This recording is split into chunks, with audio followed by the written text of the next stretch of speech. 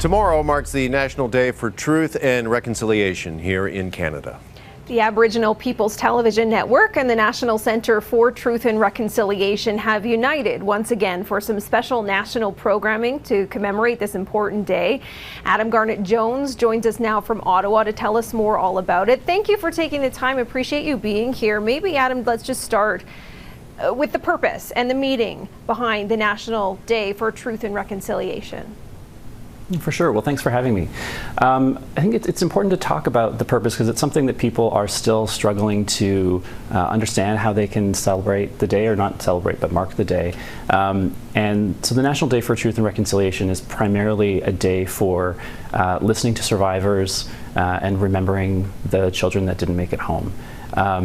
We mark it on September 30th, at the end of September, because it harkens back to the time when children were being taken from their families, and some of them didn't make it home, some of them didn't come back.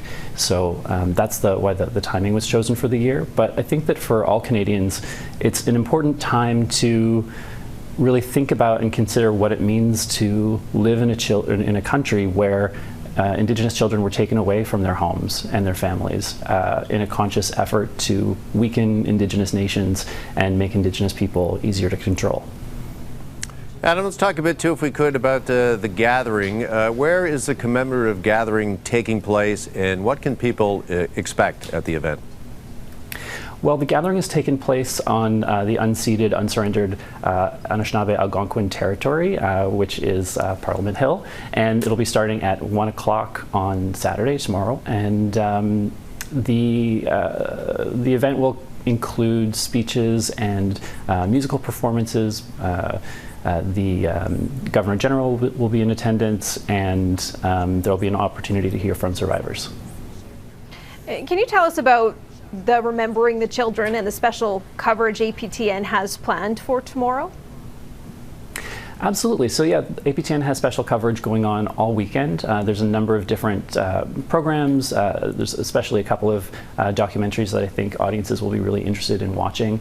There's a world premiere of a documentary called Reconciliation by Jamie Bork that talks about not only Indigenous communities in Canada, but also communities all over the world that have experienced trauma and are processing how they can reconcile with the different communities within those countries in the aftermath of trauma. So it's something that's definitely very relevant for people to look at and think about on the day, as not just a Canadian problem, but something that's happened around the world.